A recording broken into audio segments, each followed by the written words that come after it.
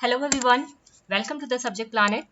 जैसे कि यहाँ पे हम प्रिपरेशन कर रहे हैं यूजीसी नेट पेपर 2 एजुकेशन के लिए, जिसमें आज का सीरीज जो हमारा रहेगा उड़ीसा लेक्चरर एग्जाम का, वो 2018 यहाँ पे 2018 का जो प्रीवियस ईयर का पेपर है उसको हम यहाँ पे डिस्कस करने वाले हैं।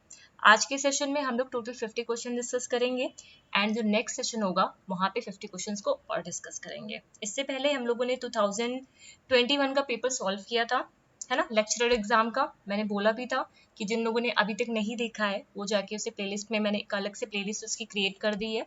वो एक प्रैक्टिस क्वेश्चन की तरह आपको हेल्प करेगा आपके एग्जामिनेशन में जो दिसंबर में होने वाला है। आज के ये जो सेशन है इसमें जो टोटल 50 क्वेश्चन जो भी है यहाँ पे, ठीक है, उसमें से आपको कई सारे कीवर्ड्स मिलने वाले हैं। मतलब आपका जो यूनिट 1 है ना, एजुकेशनल स्टडीज, उससे यहाँ पे आपके काफी सारे कंसेप्ट क्लियर हो जाएंगे और काफी सारे ऐसे पॉइंटर्स हैं जो आप अपनी कॉपी में लिख सकते हो। डायरेक्टली क्वेश्चंस वहां से पूछे गए हुए हैं, ठीक है। तो आ जाओ फिर सबसे पहले देखते हैं।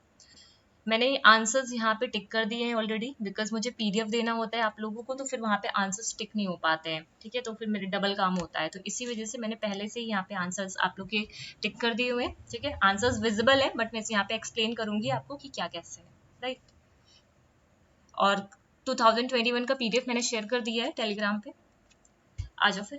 देखो, very first question is who has said that education is the dynamic side of philosophy. अभी आपको यहाँ पे क्या ध्यान में रखना है कि किसने बोला था कि एजुकेशन क्या है, एक डायनेमिक साइड है फिलोसफी का, ठीक है। एडम है, डिवे है, रशल है या फिर रॉस है। तो इसे किसने बोला था? आपका एडम ने, ठीक है। ये तो आपको दिख भी रहा है, विजिबल भी है ऑलरेडी। जस्ट अ सेकेंड, कुछ मैंने यहाँ पे डाले भी हैं, ठीक है। इसका राइट आंसर क्या हो गया? आपका एडम हो गया। तो इसमें ध्यान पहले में क्वेश्चन में क्या रखना है, ये स्टेटमेंट आपको ध्यान रखना है। बेसिकली ये जो क्वेश्चन है यहाँ पे आपको क्या ध्यान रखना है, ये स्टेटमेंट कि जो डायनेमिक साइड है फिलोसफी का, किसने बोला है एजुकेशन को? एडम ने बोला है। ठीक है। नेक्स्ट क्वेश्चन आ जाओ। Ontology on cosmology are the sub branches, ठीक है। ऑन्टोलॉजी और कॉस्मोलॉजी क्या है? सब ब्रांचेस हैं। कौन सी फिलोसफी की? जब आप ब्रांचेस ऑफ फिलोसफी की बात करोगे, फिलोसफी की जब ब्रांचेस देखोगे तो मेजरली 4 ब्रांचेस हैं आपकी, ठीक है। मेटाफिजिक्स है, एपिस्टेमोलॉजी है, एक्सोलॉजी है ना। इस तरह करके 4 मेजर ब्रांचेस आपकी हैं। उसमें से बोला जा रहा है जो ऑन्टोलॉजी और कॉस्मोलॉजी वो किसकी सब ब्रांचेस के अंदर आती हैं? तो किसकी सब ब्रांचेस के अंदर आती हैं? ये आती हैं आपकी मेटाफिजिक्स के अंदर। इसके कुछ मैंने डिटेल में कुछ और भी डाला है, वो देख लो, जस्ट अ सेकेंड।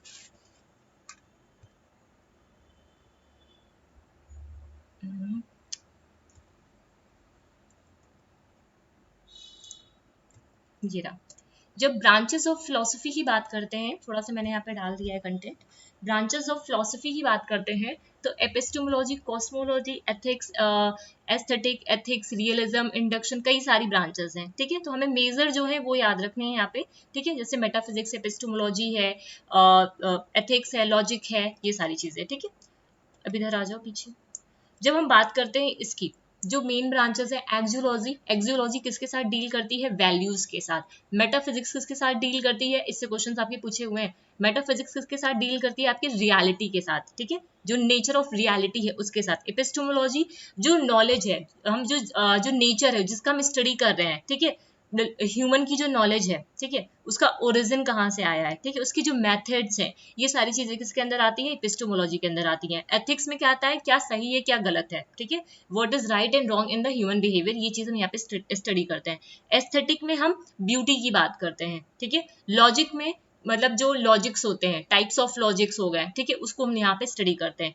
फिर आता है पॉलिटिकल, ये एक्स्ट्रा है, पॉलिटिकल फिलोसफी, जहाँ पे गवर्नमेंट की स्टडी करना है ना, एड्रेस करना क्वेश्चंस रिलेटेड टू नेचर, मतलब यहाँ पे गवर्नमेंट और पब्लिक एजेंट इंस्टीट्यूशंस, ये सारी चीजें आ जाती हैं। कुछ यहाँ पे डिटेल में और है। अब जब हम कॉस्मोलॉजी की बात करते हैं यहाँ पे, तो कॉस्मोलॉजी भी कई तरीके की है, ठीक है। कॉस्मोलॉजी भी कई तरीके की है। कौन कौन सी है? Physical cosmology, big bang cosmology, ठीक है, स्टैंडर्ड, नॉन स्टैंडर्ड कॉस्मोलॉजी और प्लाज्मा कॉस्मोलॉजी। सिर्फ की पॉइंट्स को ध्यान रखो इनमें, ठीक है। पूरा ये मतलब आपका एक एक्स्ट्रा कंटेंट है ना, आपके उसमें है नहीं बट ये एक्स्ट्रा कंटेंट है जो मैंने यहाँ पे डाल दिया। जब फिजिकल कॉस्मोलॉजी की मैं बात यहाँ पे बात करते हैं तो ये है क्या? Study of the largest study of largest scale structure and dynamics of the universe, ठीक है, and concern with the fund. अब यहाँ पे ये किसके साथ कंसर्न है, फंडामेंटल जो क्वेश्चंस होते हैं कि ये जो यूनिवर्स है वो उसका फॉर्मेशन कैसे हुआ, इसका इवोल्यूशन कैसे हुआ, अल्टीमेट फेट क्या है, उन सारे सवालों से ये संबंधित है आपका फिजिकल कॉस्मोलॉजी। बेसिकली ये एक लार्ज स्ट्रक्चर है, ठीक है, यूनिवर्स का पूरा एक स्ट्रक्चर है जिसके अंदर उससे उसके जो उसका जो फाउंडेशन है उससे रिलेटेड जो भी क्वेश्चंस बनते हैं यूनिवर्स से रिलेटेड कि कैसे इसका फॉर्मेशन हुआ, कैसे इवोल्यूशन हुआ, है ना, ये सारी चीजें पे यहाँ से क्वेश्चंस आते हैं। ये क्वेश्चंस इससे यहाँ पे संबंधित है। बिग बैंग कॉस्मोलॉजी, जो बिग बैंग ये जो कॉस्मोलॉजी है, ठीक है, वो बेस किस पे है, बिग बैंग मॉडल पे, ठीक है, बिग बैंग जो मॉडल है यूनिवर्स पर, इस पे बेस्ड है। बिग बैंग एक तरीके का थियोरेटिकल एक्सप्लोजन है, क्या है, एक theoretical explosion है from which all the matters in the universe is alleged to have originated approximately इतने 13.799 to 0.21 बिलियन ईयर्स एगो, ठीक है, बिग बैंग एक थ्योरी भी है, ठीक है। फिर नॉन स्टैंडर्ड कॉस्मोलॉजी, जब नॉन स्टैंडर्ड कॉस्मोलॉजी की बात करते हैं, एनी फिजिकल कॉस्मोलॉजी, कोई भी फिजिकल कॉस्मोलॉजी का जो मॉडल होता है यूनिवर्स का, दैट हैज बीन और still is proposed as an alternative to the big bang model of standard physical cosmology, मतलब जो बिल्कुल उसके एक अल्टरनेटिव की तरह, बिग बैंग मॉडल का जस्ट एक अल्टरनेटिव जो दिया जाता है, ठीक है, वो होता है हमारा नॉन स्टैंडर्ड। ये क्या है, स्टैंडर्ड, ठीक है, इसका अल्टरनेटिव जो है वो क्या है आपका नॉन स्टैंडर्ड कॉस्मोलॉजी है। समझ में आई बात।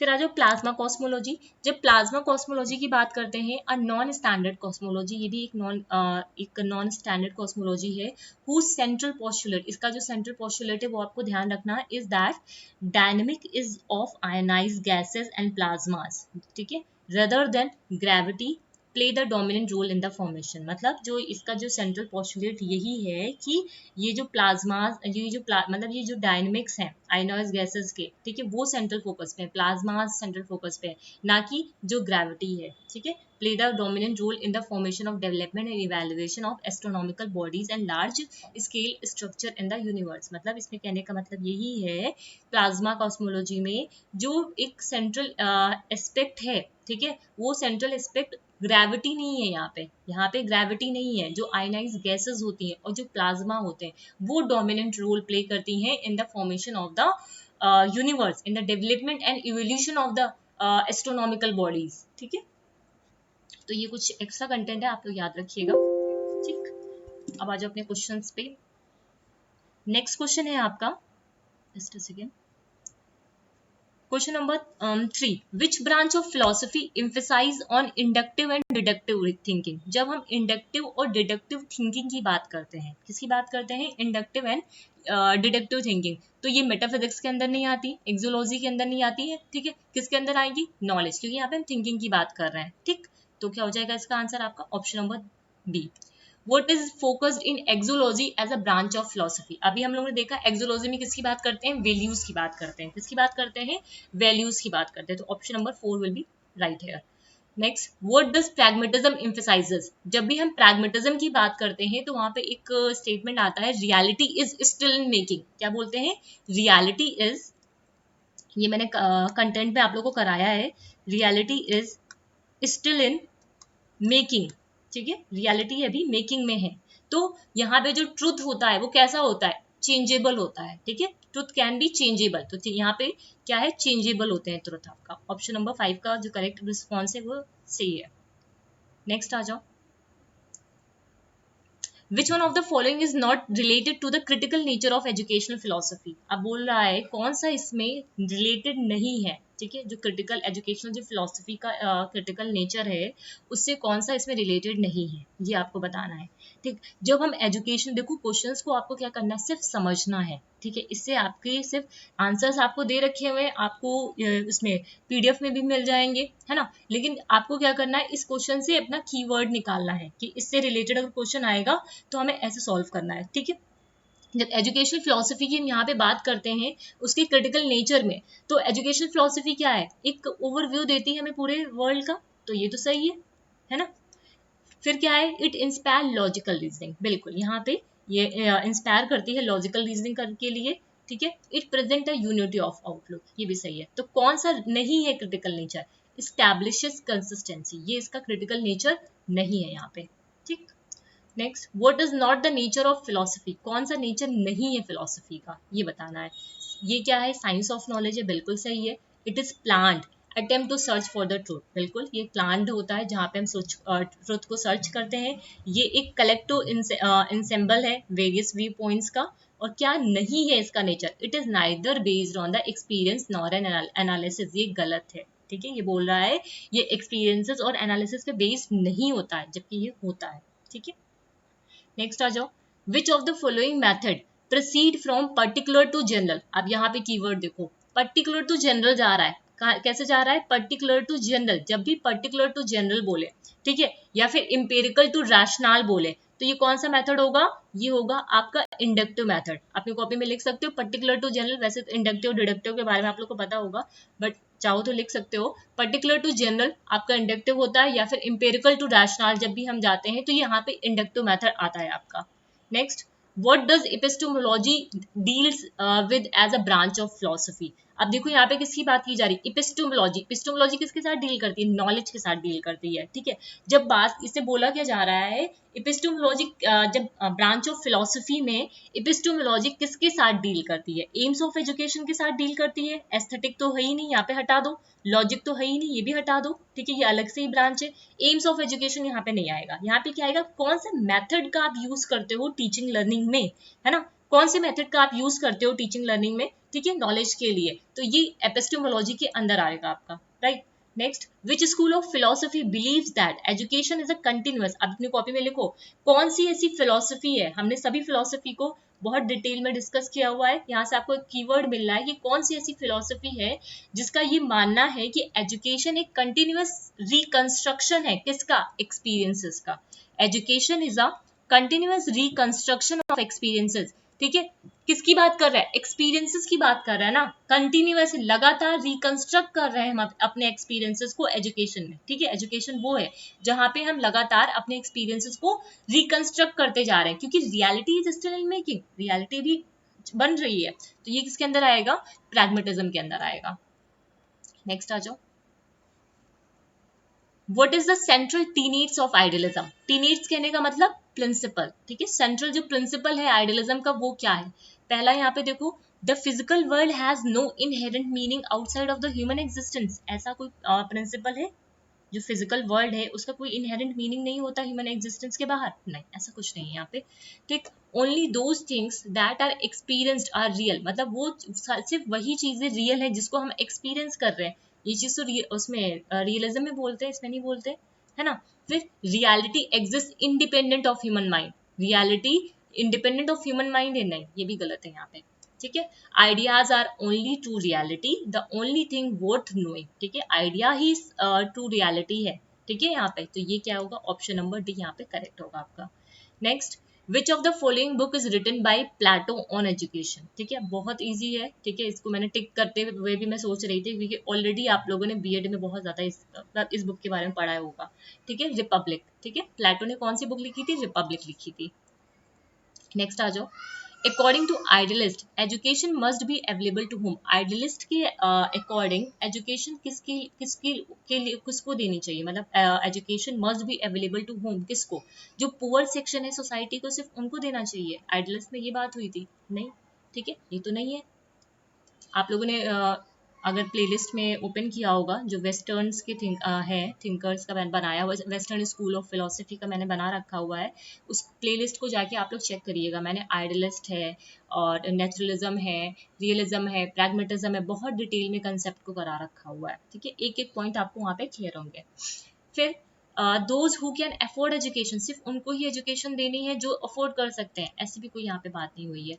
Those who follow spiritual belief, नहीं, सिर्फ उन्हीं को दे जो स्पिरिचुअल बिलीफ को फॉलो करते हैं, ये सब तो नेगेटिव टर्म है ना, ठीक है, अपने आप से कैंसिल हो जाएंगे। यहाँ पे आइडियलिस्ट जो थे उनकी अकॉर्डिंग एजुकेशन किसको देनी है, ऑल इंडिविजुअल, सभी को देनी है, irrespective of their belief and values, सभी को दो, ठीक है, तो option number B is correct है। According to pragmatist school experiences should be based on what, मतलब जो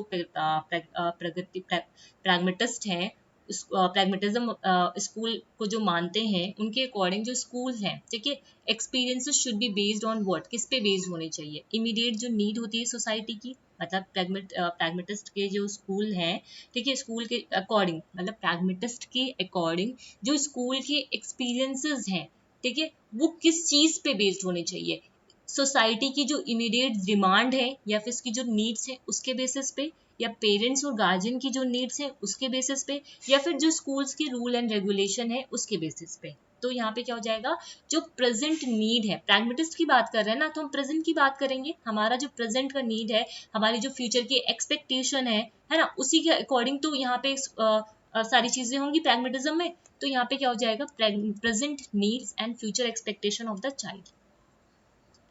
नेक्स्ट क्वेश्चन आ जाओ, question number 15, which of the following teaching learning method is popularized by pragmatism. Very easy, मुझे बताने की जरूरत नहीं होनी चाहिए, ठीक है, ये किसने पॉपुलराइज किया है, प्रोजेक्ट मेथड को, ठीक है।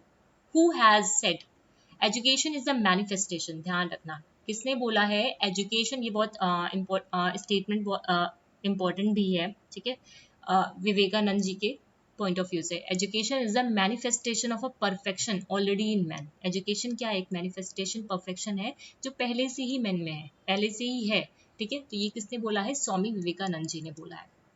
ये स्टेटमेंट आपके लिए इंपॉर्टेंट हो सकते हैं, काफी इंपॉर्टेंट है ये। अकॉर्डिंग टू गांधी, देखो गांधी की भी बात आ गई, गांधी ने क्राफ्ट एजुकेशन के बारे में बात की थी ना, ठीक है। तो ये आपकी यूनिट 1 का जो डी सेक्शन है वहां पे मैंने कराया हुआ, गांधी का पूरा जो व्यू पॉइंट है, उन्होंने किन किन चीजों के बारे में बात की है, ये सारी चीजें मैंने डी सेक्शन में करा रखी हुई है आप लोगों को, ठीक है। अब आ जाओ, यहाँ पे क्या है, हाँ, अकॉर्डिंग टू गांधी, गांधी के अकॉर्डिंग जो बेसिक एजुकेशन है, school should focus on which, इन्होंने school should focus on which of the following, Gandhi ji ने स्कूल बेसिक एजुकेशन की बात की थी, नई तालीम की बात की थी, ब्रेड एंड बटर, इनके कई सारे मतलब थे, ठीक है, तो उन सब के बारे में बात की थी इन्होंने।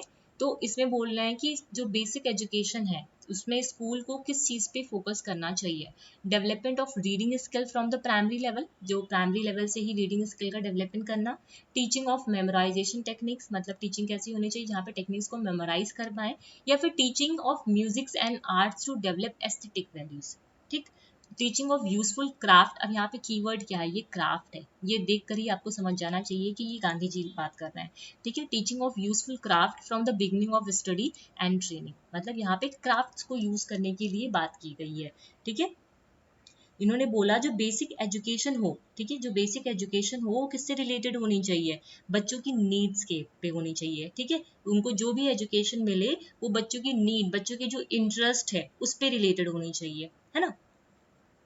गांधी जी का ये उद्देश्य था कि the aim of Gandhi ji basic education was to educate the student, ठीक है, जो मेन एम था गांधी जी की बेसिक एजुकेशन का वो यही था, to educate the student on craft which would enable them to solve the problem of their livelihood, मतलब उनको जो एजुकेशन दी जाए वो क्राफ्ट बेसिस हो, जिससे वो अपनी लाइवलीहुड की जो भी प्रॉब्लम्स है वो खुद से उसको सॉल्व कर पाए, एट द सेम टाइम वो डेवलप कर पाए क्वालिटीज ऑफ गुड सिटीजनशिप, ठीक है। तो ये इनका मेन एम था बेसिक एजुकेशन का देने का, ठीक।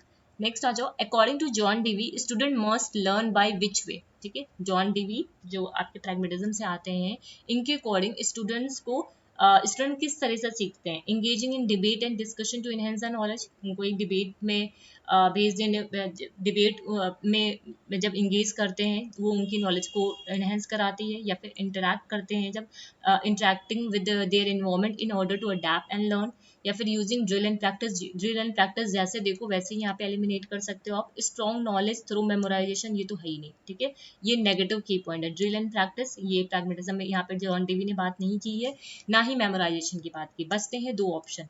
यहाँ पे दूसरा ऑप्शन क्या कर रहा है, interacting with their environment in order to adapt and learn, मतलब इंटरैक्ट करना उनके खुद के मतलब उनको किसके साथ इंगेज, जब बच्चे कैसे सीखे बच्चे अपने इन्वायरमेंट के साथ इंटरैक्ट करके सीखे, उसको अडेप्ट करें, उसको लर्न करें, है ना। यहाँ पे क्या बोल रहा है कि इंगेज इन डिबेट, ठीक है, इंगेज कर दो डिबेट में, ठीक है, जिससे वो खुद से डिस्कस करें और अपनी नॉलेज को इनहेंस करें। तो यहाँ पे राइट रिस्पॉन्स क्या होगा, उनको उनके इन्वायरमेंट के साथ इंगेज करो, ठीक है, जिससे वो अपने इन्वायरमेंट के साथ इंटरैक्ट कर पाए, उसको अडेप्ट कर पाए, लर्न कर पाए, ठीक। Next, who has given the concept of integral education? Aurobindo की जब भी बात करेंगे तो इंटीग्रल एजुकेशन दी थी। इंटीग्रल एजुकेशन के कुछ यहाँ पे पॉइंट्स भी थे, स्ट्रेंथनिंग करके था, ठीक है। 3 कीवर्ड्स हैं, वो आप कंटेंट में जाके देखिएगा, ठीक है, मैंने उसको चार्ट के थ्रू समझाया हुआ है वहां पे। इंटीग्रल एजुकेशन जो किसने दिया है? अरबिंदो ने दिया है। Next, what is the primary objective of Bodhisattva? ठीक है, प्राइमरी ऑब्जेक्टिव क्या है बोधिसत्व का? इसका एक डिटेल में देख लो कंटेंट।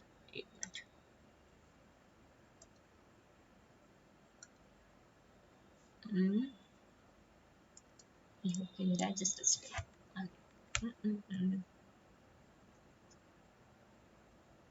देखो, जब बोधिसत्व की बात करते हैं तो बोधिसत्व क्या है? बोधिसत्व मतलब जब हम मतलब कहते हैं जो द इंडिविजुअल हु आर, ये इंपॉर्टेंट है, ठीक है, एक्स्ट्रा पॉइंट है, पूछा नहीं गया लेकिन मैंने यहाँ पे डाल दिया है। The individual who are on the path is becoming Buddha, मतलब जो वो इंडिविजुअल जो सॉल्वेशन अटेन करने वाले हैं, उसके मार्ग पे हैं, उन्हीं ही हम लोग क्या कहते हैं? बोधिसत्वर्स बोलते हैं। समझ रहे हो?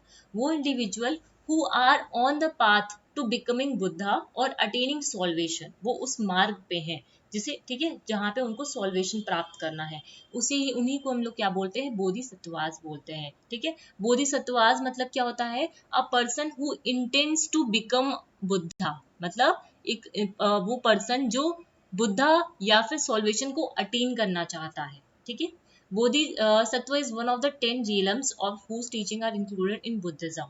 बोधिसत्व प्रैक्टिसेस पारामिता, ठीक है, इन्होंने परमिता को प्रैक्टिस किया to become a Buddha by developing goodness to others without any chase of self, बिना सेल्फिश के, दूसरों के साथ अच्छाई, मतलब दूसरे के प्रति अच्छाई रखना, अच्छा सोचना, ठीक है, बिना सेल्फिश, अपने बिना किसी सेल्फिशनेस के, ठीक है। परमिता और परफेक्शन इन बुद्धिज्म, जो परमिता और परफेक्शन है बुद्धिज्म में, वो किसके साथ एसोसिएटेड है? With noble qualities that are found in Buddhas like enlightened being, ठीक है। अब ये जो क्वालिटीज हैं वो कौन कौन सी हैं?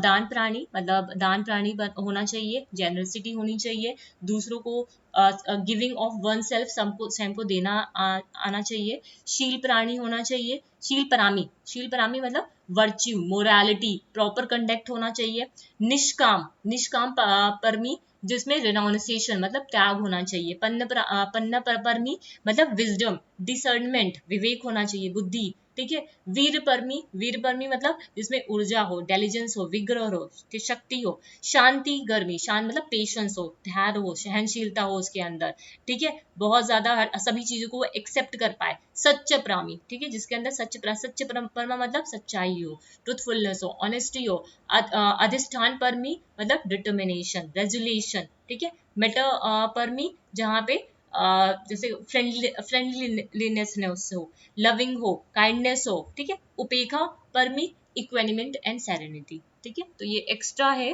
अपनी कॉपी में चाहे स्क्रीनशॉट ले लो या फिर लिख लो, पूछे नहीं गए आपसे लेकिन फिर भी एक्सपेक्टेड में आप रख सकते हो उसे। जस्ट अ सेकेंड, मैंने ये नहीं बताया कि आपको रुको, नहीं हो गया, ठीक है। नेक्स्ट क्वेश्चन में आ जाओ। कहाँ पे थी ये रहा। What is the primary objective of Bodhisattva? तो प्राइमरी ऑब्जेक्टिव क्या है? टू लिव अ लाइफ और पिटी, ऐसा तो नहीं हमने अभी देखा यहाँ पे, ठीक है। Educate the masses about the teaching of Buddha, ये भी नहीं। Develop the knowledge of suffering and mystery, ये भी नहीं। Sacrifice one's life for the welfare of other, यहाँ पे उन्होंने क्या बात की? बिना सेल्फिशनेस के खुद को देना, खुद की सेक्रीफाइस करना, खुद की लाइफ को सेक्रीफाइस करना, ठीक है। वो क्या होते हैं? प्राइमरी ऑब्जेक्टिव होता है बोधिसत्व का, ठीक है। विच स्कूल ऑफ फिलोसफी एक minute, which school of philosophy emphasizes on observation, ठीक है। एक मिनट, क्या हो रहा है?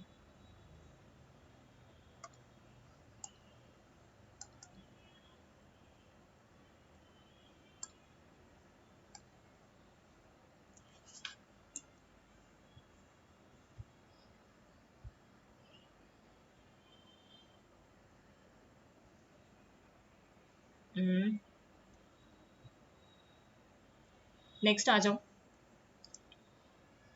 क्या बोल रहा है इसमें?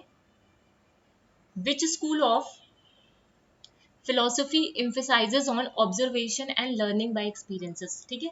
यहाँ पे बोल रहा कौन सा स्कूल है जो emphasize करता है ऑब्जर्वेशन एंड लर्निंग पे, बाय एक्सपीरियंसेस, एक्सपीरियंसेस की बात कर रहा है ना, तो किसके अंदर आ जाएगा ये, रियलिज्म के अंदर आ जाएगा, ठीक है, किसके अंदर आएगा ये, रियलिज्म के अंदर। नेक्स्ट आ जाओ, which school of philosophy emphasizes on realization of truth beauty and goodness, truth beauty and goodness किसके अंदर आता है, आइडियलिज्म, ठीक है, वेरी इजी, इस पे तो दिक्कत नहीं होनी चाहिए।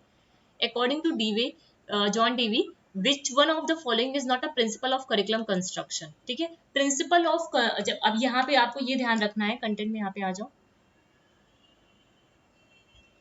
ये आपको ध्यान रखना, आजकल आप लोग एनटी में चीज देख पा रहे होगे कि पूछते हैं यहाँ पे कि किसने ये प्रिंसिपल्स दिए हैं, ऐसे करके आपसे क्वेश्चन यहाँ पे पूछे जाते हैं कि ये प्रिंसिपल्स जो हैं वो किसने दिए हैं, ऐसे करके क्वेश्चंस आते हैं।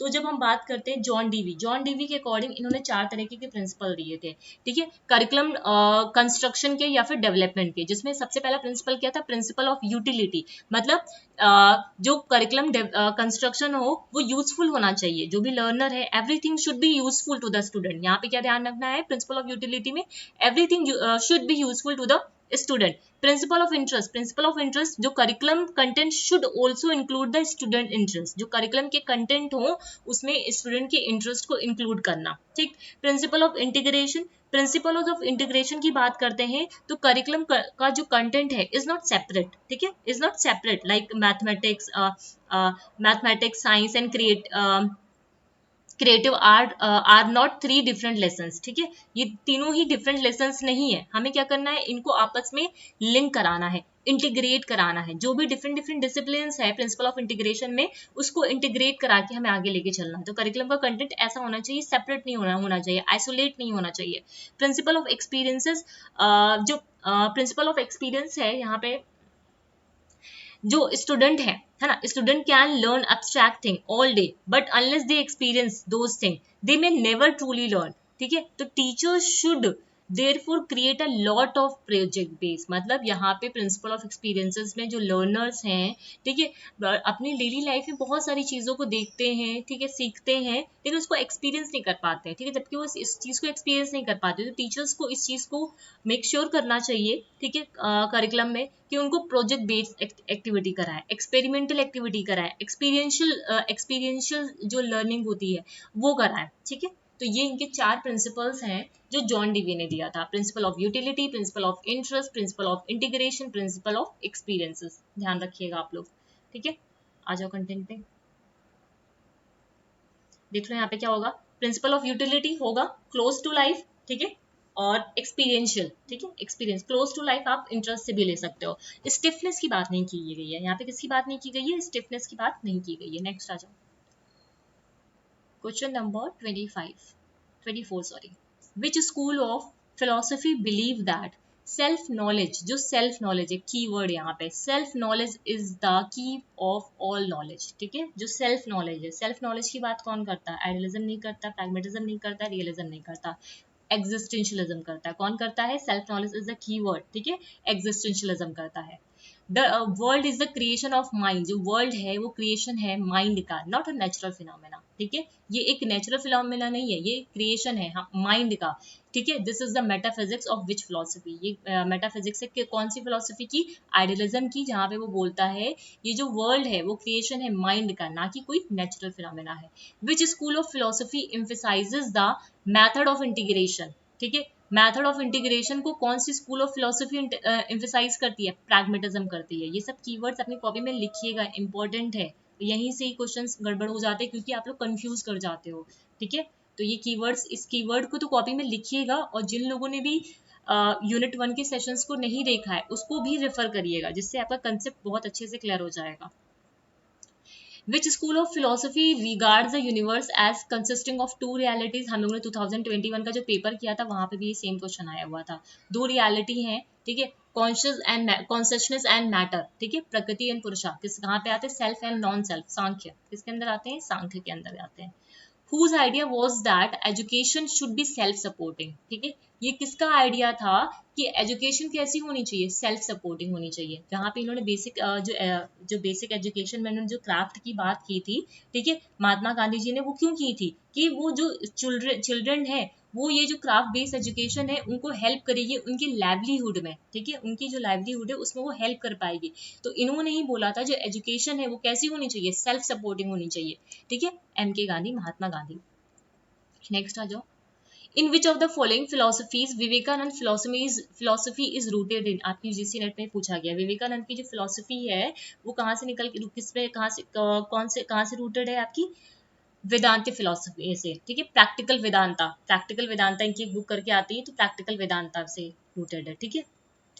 What is the aim of education according to the existentialism, ठीक है, एग्जिस्टेंशियलिज्म के अकॉर्डिंग एम ऑफ एजुकेशन क्या है, synthesis of man and nature, man और नेचर का सिंथेसिस कर देना, या फिर कल्चर डेवलपमेंट करना, या फिर लेक्चर लर्निंग वोकेशनल एक्टिविटीज, या फिर humanitarian and humanist self realization is the keyword here, ठीक है, ये एग्जिस्टेंशियलिज्म के अंदर आता है। ये कीवर्ड्स है छोटे छोटे जो आपको याद रखने हैं। Which of the following philosophies affirms that those who gain the knowledge of the self attain कैवल्य, ठीक है, अब यहाँ पे किसकी बात हो रही है, कैवल्य की बात हो रही है, ठीक है, कैवल्य, जब आप बुद्धिज्म जैनिज्म सब पढ़ोगे तो वहाँ पे कैवल्य आप एक टर्म देखोगे वहाँ पे, ठीक है, मोक्ष प्राप्ति। विच of the following philosophies affirm that those who gain the knowledge of self attain, ठीक है, सेल्फ अटेन कैवल्य, ठीक है, वो they become liberated and become, वो मतलब लिबरेटेड हो जाते हैं और ब्रह्मा बन जाते हैं। तो ये कहाँ पे आता है, जैनिज्म में आता है, ठीक है। According to which school of philosophy of education exhalation of individual personality is a function of education, ठीक है, किसकी बात की जा रही है, exhalation और individual personality, ये क्या है, कीवर्ड है आपका, exhalation of individual personality, ये फंक्शन है एजुकेशन का, ठीक है, ये कहाँ पे आता है, आपके existentialism के अंदर आता है। which of the following philosophy is most titled to individualism, ठीक है, किसकी बात करी जा रही है, इंडिविजुअलिज्म, जैनिज्म है, ठीक है, इसका तो आंख बंद करके भी आप लगा सकते हो, जैनिज्म है, और क्या है, सांख्य में नहीं है आपका, बुद्धिज्म में नहीं है आपका, वेदांता में नहीं है, किस में आता है इंडिविजुअलिज्म, आपका जैनिज्म के अंदर आता है, ठीक है, इंडियन स्कूल्स जब आप पढ़ोगे फिलोसफी के वहां पे है ये सारे यूनिट 1 के ही क्वेश्चन है आपके। Next, which one of the following best explain the concept of sociology of education, अब यहाँ पे कौन सा पूछ रहा है, सोशियोलॉजी ऑफ एजुकेशन का कंसेप्ट कौन बेस्ट एक्सप्लेन कर रहा है, ये एक सरप्लस ब्रांच है जनरल सोशियोलॉजी की, ऐसा तो नहीं है ना, ये सरप्लस ब्रांच है, सोशियोलॉजिकल स्टडीज जो होती है एजुकेशनल इंस्टीट्यूशन की, ठीक है, ये एक सोशियोलॉजिकल स्टडी है एजुकेशनल इंस्टीट्यूशन की खाली, ऐसा भी नहीं है, सोशियोलॉजिकल केस स्टडीज है एजुकेशनल स्टडीज की, ऐसा भी नहीं, ये क्या है, स्टडी है एजुकेशनल प्रॉब्लम की। जब हम सोशियोलॉजी ऑफ एजुकेशन की बात करते हैं तो सोशल कॉन्टेक्स्ट में जो भी एजुकेशनल प्रॉब्लम की स्टडी होती है वो होती है आपकी sociology of education. What does sociology of education study, ठीक है, सोशियोलॉजी ऑफ एजुकेशन क्या स्टडी करता है, the effects of social institution and individual experiences on education and it's outcome, मतलब जो सोशल इंस्टीट्यूशंस हैं, जो इंडिविजुअल एक्सपीरियंसेस हैं, उनके क्या इफेक्ट्स हैं, ठीक है, एजुकेशन में, और उनके क्या आउटकम्स हैं, ये हम सोशियोलॉजी ऑफ एजुकेशन में स्टडी करते हैं। Next, which is the most suitable aim of education in sociological perspective, ये भी आपका रिपीटेड है, 2021 में भी पूछा गया था कि सोशियोलॉजिकल पर्सपेक्टिव के अकॉर्डिंग कौन सा मोस्ट सुटेबल एम है एजुकेशन का, सोशलाइजेशन, ठीक है, कौन सा है, socialization. Next, what does education sociology as a science attempt to, ठीक है, जो एजुकेशनल सोशियोलॉजी है एज अ साइंस, तो उसका मतलब क्या है, यहाँ पे अप्लाई द प्रिंसिपल्स, ठीक है, apply the principle of sociology, जब एजुकेशनल सोशियोलॉजी की बात कर रहे हैं ना यहाँ पे, तो यहाँ पे क्या करेंगे, सोशियोलॉजिकल प्रिंसिपल्स को अप्लाई करेंगे in the field of education, ठीक है, इसके जो प्रिंसिपल्स हैं उसको एजुकेशनल फील्ड में हम यहाँ पे अप्लाई करेंगे, ये होता है इसका। Next, who is considered as the father of education society, ठीक है, एजुकेशनल सोशियोलॉजी के फादर कौन है, जॉर्ज पाइन है। अब आप लोग कमेंट सेक्शन में बता सकते हैं कि सोशियोलॉजी ऑफ एजुकेशन के फादर कौन है, वेरी इजी, ठीक है, आपके यूजीसी नेट में पूछे भी गए हैं ये क्वेश्चंस, ठीक, कि सोशियोलॉजी ऑफ एजुकेशन के फादर कौन है, एजुकेशनल सोशियोलॉजी कौन है, जॉर्ज पाइन है, सोशियोलॉजी ऑफ एजुकेशन के फादर कौन है, कमेंट सेक्शन में लिख के बताइएगा। Which of the following connotes the significant alteration over a time in behaviour pattern and cultural values and norms, ठीक है, कौन सा कैनोट करता है जो सिग्निफिकेंट अल्टरेशन होता है टाइम के साथ बिहेवियर पैटर्न पे और कल्चरल वैल्यूज एंड नॉर्म्स, किस पे बोल रहा है, यहाँ पे कीवर्ड देखो, कल्चरल वैल्यूज एंड नॉर्म्स की बात की जा रही है यहाँ पे, ठीक है। तो सोशल मोबिलिटी तो नहीं होगा, सोशल मोबिलिटी में क्या होता है, स्टेटस चेंज होता है, कम्युनल चेंज भी नहीं हो सकता, ना ही एजुकेशन चेंज हो सकता है, क्या होगा, सोशल चेंज होगा यहाँ पे।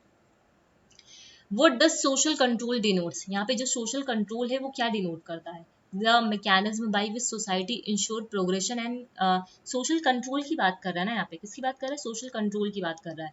The mechanism by which society ensure progression and growth, एक ऐसा मैकेनिज्म जिसमें सोसाइटी प्रोग्रेशन और ग्रोथ को इंश्योर करती है, या फिर the mechanism by which society refuses to change its behaviour and values, मतलब ये एक ऐसा मैकेनिज्म जहाँ पे सोसाइटी रिफ्यूज कर देती है उसकी चेंज जो है बिहेवियर और वैल्यूज से रिलेटेड, या फिर mechanism by which society change its behaviour and values, ठीक है, या फिर मैकेनिज्म जिससे सोसाइटी अपने बिहेवियर और वैल्यूज को चेंज करती है।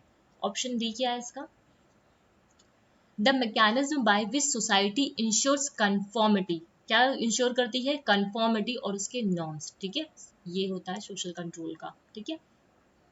फिर what is the purpose of democratic education in society, ठीक है, क्या पर्पस होता है डेमोक्रेटिक एजुकेशन का सोसाइटी में, to install the values of cooperation, fairness and justice into the student, या फिर इनेबल करना है स्टूडेंट को कि वर्क करें खुद पे, to on their own and be independent from other, मतलब खुद से वर्क करें, इंडिपेंडेंट बने, ऐसा तो कुछ नहीं है डेमोक्रेटिक एजुकेशन सोसाइटी में। इनकरेज करना है स्टूडेंट्स को कि वो रिवोल्ट करें, प्रोटेस्ट करें अथॉरिटी के अगेंस्ट, ये तो बिल्कुल नेगेटिव है। स्प्रेड करना है nationalistic ideas, preservation of nation borders, ठीक है, तो ये ऐसा डेमोक्रेटिक के अंदर नहीं आता है। यहाँ पे कॉपरेशन, फेयरनेस, ठीक है, ये इसकी कीवर्ड्स है, कॉपरेशन होना, ठीक है, फेयरनेस होना, जस्टिस करना स्टूडेंट्स के अंदर, ठीक है।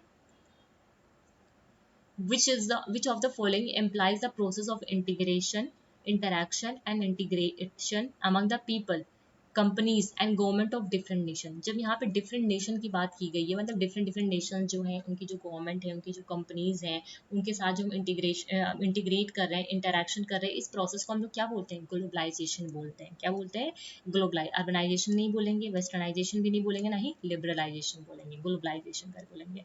From which date the RT Act 2009 has been imposed in Orissa, तो ये डेट आपको याद रखना है, ये आपके यूजीसी नेट में ही पूछा हुआ है, ठीक है, 1 अप्रैल 2010।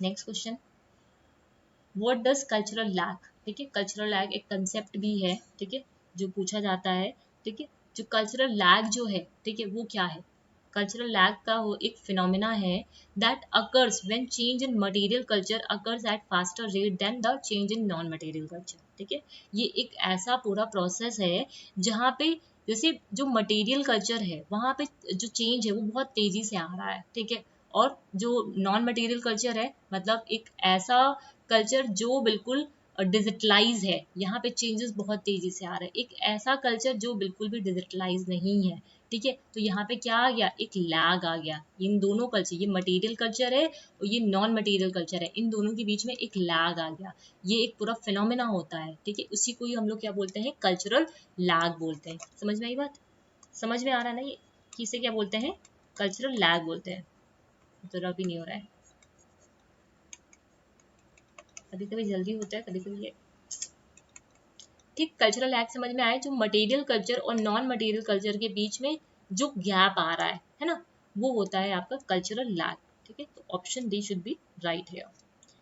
Question number 45, which of the following is true statement, कौन सा ट्रू स्टेटमेंट है, education system is style of social system, नहीं बिल्कुल नहीं, education system does not change with social change, change होता है भाई, ठीक है, social change is cause by education only, ऐसा तो नहीं है सोशल चेंज सिर्फ एजुकेशन की वजह से आता है, ये तीनों ही नेगेटिव टर्म है, आप एलिमिनेशन भी मेथड यहाँ पे यूज कर सकते हो।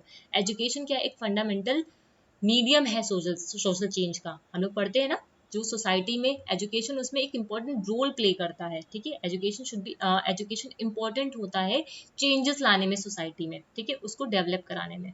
विच of the following is not the function of education in cultural prospective, जब भी कल्चरल प्रोस्पेक्टिव के रिगार्डिंग बात करेंगे तो कौन सा इसमें से फंक्शन नहीं होगा, कंजर्वेशन होता है, ठीक है, हम कल्चर को कंजर्व करते हैं, ट्रांसमिट करते हैं, बढ़ाते हैं, प्रोग्रेस करते हैं, लेकिन सेक्युलरिज्म नहीं करते, ठीक है, सेक्युलरिज्म नहीं करते।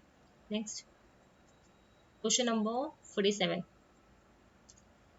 What is the social mobility, पहले भी बताया है, सोशल मोबिलिटी में क्या होता है, जो सोशल स्टेटस होता है, ठीक है, वर्टिकल होता है, हॉरिजॉन्टल होता है, अपवर्ड होता है, डाउनवर्ड होते हैं, डिफरेंट डिफरेंट टाइप्स की मोबिलिटी होती हैं जो आप लोग डिटेल में पढ़ सकते हो यूनिट 1 में, है ना। तो सोशल चेंज क्या है, सोशल मोबिलिटी क्या है, change in social status of human, ठीक है।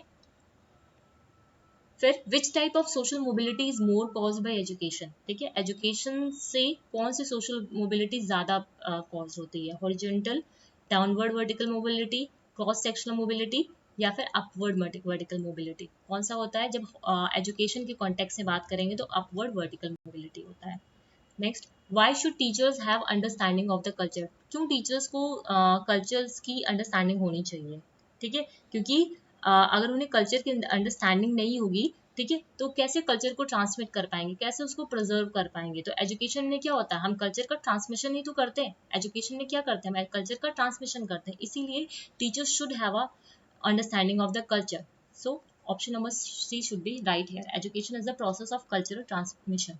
Next, what does mobility ethics denote? जो mobility ethics है, ये सब keywords हैं जो आपको कंटेंट में भी शायद नहीं मिल पाएंगे, तो इस वो चीज़ आप यहाँ से लिखिए। मोबिलिटी एथिक्स क्या डिनोट करता है, upward mobility is both possible and desirable. जो अपवर्ड मोबिलिटी है देखो डेंजरस नहीं है सोशल स्टेबिलिटी के लिए, गलत है। संस्क्राइजेशन शुड बी प्रोहिबिटेड, ऐसा भी नहीं है। संस्कृताइजेशन शुड बी प्रोमोटेड, ऐसा भी नहीं है। अपवर्ड मोबिलिटी कैसा है, पॉसिबल है और डिजायरेबल है। अब ये संस्कृताइजेशन क्या है, जस्ट अ सेकंड देखो, इसका मैंने शायद कंटेंट डाला हुआ है, छोटा सा है, देखो।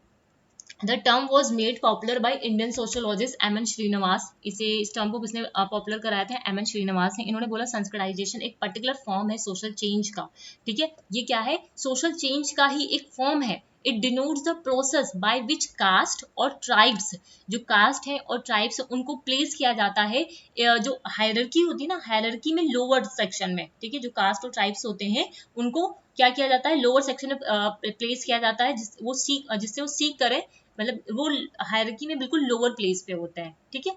इन the caste hierarchy seek upward mobility by evaluating the rituals and practices of the upper or dominant caste. It is a process similar to passing in sociological terms. ठीक, तो ये थे आपके टोटल 50 क्वेश्चंस जो हम लोगों ने आज यहाँ पे डिस्कस किए हैं, ठीक है। टोटल 50 क्वेश्चन थे, ये 2018 का सेट है आपका, है ना, 2018 का सेट है आपका उड़ीसा लेक्चरर के एग्जाम्स का, जिसका टोटल 50 क्वेश्चन हमने डिस्कस किया है। ये सभी क्वेश्चंस मैं बोल रही हूँ, खाली सिर्फ ये आप एग्जामिनेशन के टाइटल पे मत जाओ कि हाँ ये लेक्चरर एग्जाम है या फिर ये PHU के रेट का जो एंट्रेंस एग्जाम होता है PhD वाला, सिर्फ उसका है, ऐसा नहीं। आपको क्वेश्चंस देखने, वेराइटी ऑफ क्वेश्चंस को सॉल्व करना है। ये वेराइटी ऑफ क्वेश्चंस ही बहुत इंपॉर्टेंट होते हैं आपके, ठीक है। इसमें 2-3 क्वेश्चन आपके रिपीटेड है UGC नेट में, समझ रहे हो। और ये पूरा जो यूनिट 1 है ना, मैंने जो इससे पहले का सेट डिस्कस किया है आपके साथ, और ये वाला जो सेट में डिस्कस कर रही हूँ, यूनिट 1 का एक एक कंसेप्ट आपका यहाँ पे क्लियर हो जाएगा, अगर आपने डिटेल में कंटेंट को पढ़ा है। अगर नहीं पढ़ा तो आप तो फिर इसको रटोगे ना, ठीक है। तो रटना नहीं है, दिमाग में नहीं रह जाएगा, कितनी चीजें रटोगे आप, है ना। तो कंटेंट को पहले पढ़ो ढंग से, उसके बाद क्वेश्चंस को सॉल्व करो, ठीक है। जब कंटेंट को पढ़ करके आप क्वेश्चन को प्रैक्टिस करोगे ना, तो आपको खुद लगेगा कि हाँ यहाँ पे ये यूनिट मुझे समझ में आ गई है, इतना कंटेंट मैंने कवर कर दिया है, ठीक है। तो उम्मीद करती हूँ सभी लोग ये सेशंस को देखोगे, और सेशंस अच्छे लगेंगे तो वीडियोस को लाइक करोगे, शेयर करोगे अपने फ्रेंड्स के साथ, जो लोग भी प्रिपरेशन कर रहे हैं UGC नेट पेपर 2 एजुकेशन के लिए। एंड जो लोग भी टेलीग्राम पे अभी भी नहीं जुड़े हो, please do join the Telegram. जो भी अपडेट्स हैं या जो भी इंपॉर्टेंट चीज़ें हैं वो सब आपको टेलीग्राम पे ही अवेलेबल होंगी, और इसका PDF मैं कल आप लोग को शेयर करूंगी, ठीक है। कल एक सेशन और लेना है 50 क्वेश्चंस का, उसके बाद मैं इसका PDF शेयर कर दूंगी। 2021 का ऑलरेडी मैंने शेयर कर दिया है, ठीक है। So thank you everyone.